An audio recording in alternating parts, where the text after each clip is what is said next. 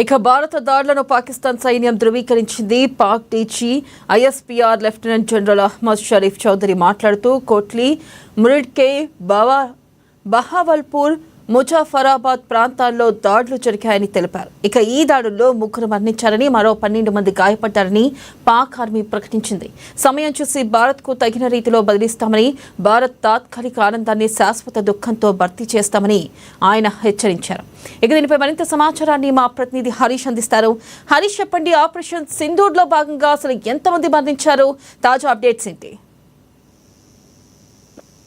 ఈ నెల ఏదైతే పెహల్గాం ఉగ్రదాడికి సంబంధించి కూడా భారత్ పైన పాకిస్తాన్ ఉగ్రవాదులు సంబంధించిన దాడి చేశారు. దాంట్లో 26 మందికి సంబంధించి కూడా మరణించడం జరిగింది. దాంట్లో ప్రధానంగా ఒక మతానికి సంబంధించిగా టార్గెట్ గా చేసుకున్నారు. 26 మందికి సంబంధించి కూడా గత ఏప్రిల్ 22న సంబంధించి కూడా ఈ దాడి జరిగింది. అప్పటి నుంచి కూడా భారత్ కి సంబంధించి కూడా ప్రతీకారం తీర్చుకునేందుకు భారత్ సన్నిద్ధమైంది. ఇక ఈ రోజుకు సంబంధించి కూడా మెరుపు దాడికి సంబంధించి కూడా పాకిస్తాన్ ఉగ్ర స్థావరాల పైన కూడా భారత్ దాడి చేస్తా ఉన్నది. ఆపరేషన్ సింధూర్ పేరుతో కూడా ఈ ఉగ్రస్థావరాల పైన దాడి చేస్తున్న నేపథ్యం అయితే కనిపిస్తోంది. ఇప్పటికైతే 9 ఉగ్రస్థావరాల పైన కూడా భారత్ సైన్యం మెరుపు దాడి చేసింది. దీంట్లో భాగంగా చాలా అంటే పాకిస్తాన్ పీఓకే ప్రాంతాలకు సంబంధించి కూడా ఇప్పుడు దాడులు కొనసాగుతున్న నేపథ్యం అయితే కనిపిస్తూ ఉంది. ఇక మరోవైపు జమ్మూ కాశ్మీర్ సంబంధించి ఆ ప్రాంతాన్ని అంతా కూడా అలర్ట్ గా ప్రకటించారు. అక్కడ సంబంధించిన విద్యా సంస్థలకు సంబంధించిన సెలవులు కావచ్చు, మిగతా సంబంధించి ఆపరేషన్ సింధూర్ కొనసాగుతున్న నేపథ్యం అయితే కనిపిస్తూ ఉన్నది.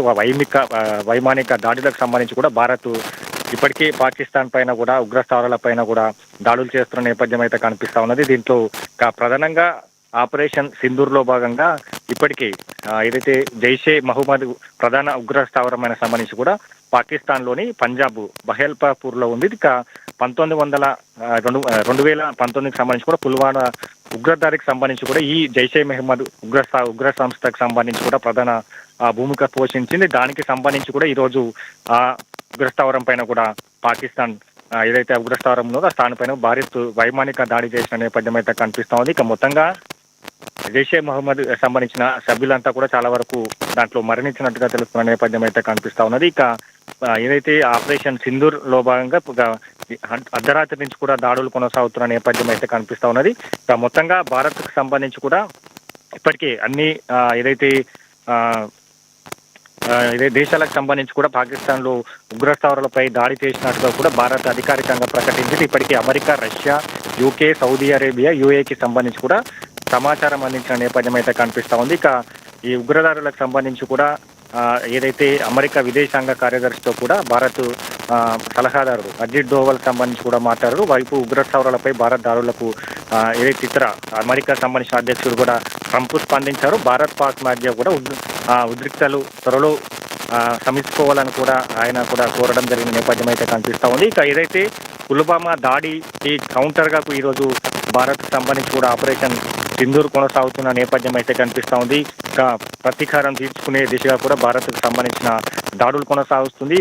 వైమానిక దాడులతో పాటుగా ఉగ్రస్థావరాల పైన కూడా ఇప్పటికే 9 ఉగ్రస్థావరాలు పాకిస్తాన్ లోని ఏదైతే పేరున్న ఉగ్రస్థావరాలకు సంబంధించి పుల్వామా అటాక్ కావచ్చు, భారత్ పైన కూడా ప్రతిసారి దాడులకు తిరగబడే ఈ ఉగ్ర సంస్థల పైన కూడా భారత్ సంబంధించి కూడా ప్రత్యేకంగా ఫోకస్ చేసింది. దాంట్లో భాగంగానే 9 సంస్థలకు సంబంధించి కూడా ఏకకాలంలో వైమానిక దాడులు చేసిన నేపథ్యం అయితే కనిపిస్తా ఉంది. దీంట్లో మొత్తంగా 30 మంది ఉగ్రవాదులకు సంబంధించి కూడా భారత్ వైమానిక దాడిలో మరణించినట్టుగా కూడా అధికారికంగా ప్రకటించిన నేపథ్యం అయితే కనిపిస్తా ఉన్నది. ఇక ఈ దాడులకు సంబంధించి ఆపరేషన్ సింధూర్ కి సంబంధించి కూడా ఇప్పటికీ పలు దేశాల ప్రతినిధులు కావచ్చు, అధ్యక్షులు కావచ్చు స్పందిస్తా ఉన్నారు. ఒకవైపు భారత్ కి సంబంధించి కూడా సపోర్టివ్గా నిలుస్తున్న నేపథ్యం అయితే కనిపిస్తా ఉంది. ఇక దీనిపైన కూడా రాష్ట్ర నేతలు కావచ్చు, ఇక ఇతర రాష్ట్రాలకు సంబంధించి కూడా నేతలు కూడా స్పందిస్తున్న నేపథ్యం అయితే కనిపిస్తా ఉంది. ఇక పుల్వామా ఏదైతే పెహల్గాం దాడి తర్వాత కూడా భారత్ అంతా కూడా ఒక అట్టుడికిపోయింది. పాకిస్తాన్ పైన కూడా ప్రతీకారం తీర్చుకోవాలనే దిశగా కూడా డిమాండ్స్ వెలువెత్తిన నేపథ్యం అయితే కనిపిస్తా ఉన్నది. దాంట్లో భాగంగానే ప్రధాన మోడీ సంబంధించి కూడా ప్రతీకారం తీర్చుకుంటాం, దాడులకు తెగబడతాం, భారత్ పైన కూడా మరోసారి ఇట్లాంటి అటాక్ కాకుండా ఉండాలంటే కూడా ప్రతీకారం తీర్చుకోవాలని కూడా ఆయన స్వయంగా చెప్పిన నేపథ్యం అయితే కనిపిస్తా ఉన్నది. కాబట్టి దీంట్లో భాగంగానే ఈరోజు ఆపరేషన్ సింధూర్ అంటే ఏకకాలంలో ఒకేసారిగా ఎవరు ఊహించని విధంగా కూడా వైమానిక దాడులు భారత్ ఈ రోజు పాకిస్తాన్ ఉగ్రస్థావరాల పైన కూడా ఆపరేషన్ సింధూర్ ని ప్రకటించిన నేపథ్యం అయితే కనిపిస్తా ఉన్నది. ఇక దీనికి సంబంధించి ఇప్పటికే భారత్ కు సంబంధించిన మిసైల్ దాడులకు సంబంధించి కూడా కొనసాగుతా ఉన్నాయి. ఇక భారత్ లో 6 చోట్లకు సంబంధించి కూడా ఈ మిసైల్ దాడులు చేసిన నేపథ్యం అయితే కనిపిస్తా ఉంది. 24 క్షిపణులకు సంబంధించి కూడా ప్రయోగించబోతున్న నేపథ్యం అయితే కనిపిస్తా ఉంది. దాడుల్లో మొత్తంగా 33 మందికి సంబంధించి కూడా దీంట్లో ఏదైతే ఉగ్రవాదులకు సంబంధించి కూడా 30 మందిని సంబంధించి కూడా ఉగ్రవాదులు మట్టుబెట్టింది భారత ఆర్మీ. దాంతో 8 మందికి సంబంధించి కూడా భారత ఆర్మీకి సంబంధించి కూడా కొంతవరకు గాయాలైనట్టుగా తెలుస్తా ఉన్న నేపథ్యం అయితే కనిపిస్తోంది. దీంట్లో 3 భారత పౌరులకు సంబంధించి కూడా 3 చనిపోయినట్టుగా తెలుస్తున్న నేపథ్యం అయితే కనిపిస్తా ఉంది. ఇక జవాన్లకు సంబంధించి ఒకవైపు పాక్ రేంజ్ కి సంబంధించి రోజు తీర్పు దగ్గర కూడా అలర్ట్ ప్రకటించారు. భద్రత పెంచిన నేపథ్యం ముందు ఒకవైపు అన్ని సంబంధించి కూడా ఆర్మీ సంబంధించిన బలగాలను అక్కడ మోహరిస్తా ఉన్న నేపథ్యం అయితే కనిపిస్తుంది. ఒకవైపు టీఓకేతో పాటుగా కాశ్మీర్ లో విద్యా సంస్థలకు సెలవులు ఇచ్చారు. పౌరులు ఎవరైతే కూడా బయటకు రాకూడదని కూడా భారత్ అలర్ట్ చేస్తున్న నేపథ్యం అయితే కనిపిస్తా ఉంది. ఇక ఆపరేషన్ సింధూర్ సంబంధించి కూడా కంటిన్యూగా కొనసాగే అవకాశాలు అయితే కనిపిస్తా ఉంది. ఎవరైతే పెహల్గాం దాడిలో ఉగ్రవాదులు ఎవరైతే 26 మందిని మట్టు పెట్టారో వాళ్ళకి సంబంధించి కూడా ఏరివేత దిశగా కొనసాగుతున్న నేపథ్యం అయితే ఉన్నది. కాబట్టి ఇంకా ఆపరేషన్ సింధూర్ కి సంబంధించి కూడా పాకిస్తాన్ పైన కూడా భారత్ వైమానిక దాడులు చేస్తున్న నేపథ్యం అయితే ఉంది. అలాగే హరీష్ చూసుకున్నట్టయితే ఒకవేళ కనుక ఇండియాపై దాడి జరిగితే భారత్ పై ప్రధానంగా ఎదుర్కోవాల్సిన పరిస్థితుల నేపథ్యంలో కూడా మాక్ డ్రిల్ నిర్వహించనున్నట్లుగా తెలుస్తుంది. ప్రధానంగా ఈ రోజు ఏ ప్రాంతాల్లో మాక్ డ్రిల్ నిర్వహించనున్నారు ఆర్మీ, అప్డేట్స్ ఏంటి? రైట్, అంటే దేశంలో భారత్ దాడి తెగబడతా ఉన్నది. వైపు ఆపరేషన్ సింధూర్ కొనసాగుతున్న నేపథ్యం అయితే కనిపిస్తా ఉన్నది.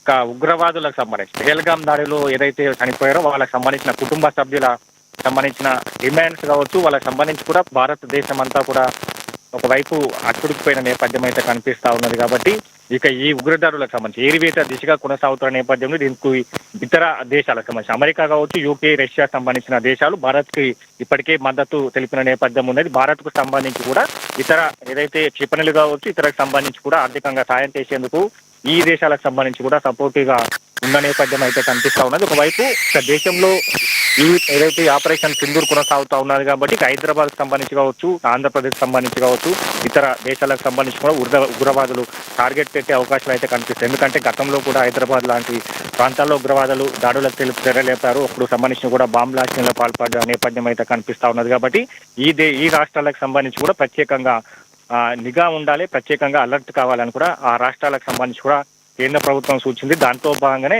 ఈ రోజు సంబంధించి సీఎం రేవంత్ రెడ్డి సంబంధించి మరి కాసేపట్లో దీనిపైన సమీక్ష నిర్వహిస్తా ఉన్నారు. ఇక హైదరాబాద్ కు సంబంధించి కూడా హై అలర్ట్ ప్రకటించే అవకాశాలు అయితే కనిపిస్తుంది. దాంతో పాటుగా ఆంధ్రప్రదేశ్, తిరుపతి లాంటి ప్రాంతాలకు సంబంధించి కూడా ఎక్కడైతే జన సమీకరణ అధికంగా ఉంటుందో ఆ ప్రాంతాలకు సంబంధించి కూడా హై అలర్ట్ ప్రకటించాలి. పోలీసు నిఘా ఎప్పుడు కొనసాగుతూ ఉండాలి, భద్రతా బలగాలను మోహరించాలని కూడా ఈ రాష్ట్రాలకు కేంద్ర ప్రభుత్వం సూచించింది. దాంట్లో భాగంగానే ఇప్పుడు మరి కాసేపట్లో సీఎం రేవంత్ రెడ్డికి సంబంధించి కూడా కమాండ్ కంట్రోల్ ఏదైతే వేదిక కూడా ఈ రోజు సమీక్ష నిర్వహిస్తున్నారు. హైదరాబాద్ తో పాటుగా తెలంగాణ రాష్ట్రంలో ఏ ప్రాంతాలకు సంబంధించి కూడా సెక్యూరిటీని ఏదైతే బలగాలను మోహరించాలనే పైన కూడా సమీక్ష జరుగుతా ఉన్నది. ఇక అన్ని రాష్ట్రాలకు సంబంధించి ఏదైతే ఉగ్రవాదులు టార్గెట్ గా చేసుకునే రాష్ట్రాలు ఉంటాయి ఆ రాష్ట్రాలకు సంబంధించి కూడా కేంద్ర ప్రభుత్వం అలర్ట్ చేసింది. దాంతో భాగంగానే అన్ని రాష్ట్రాలకు సంబంధించి కూడా సమీక్షలు నిర్వహించాలని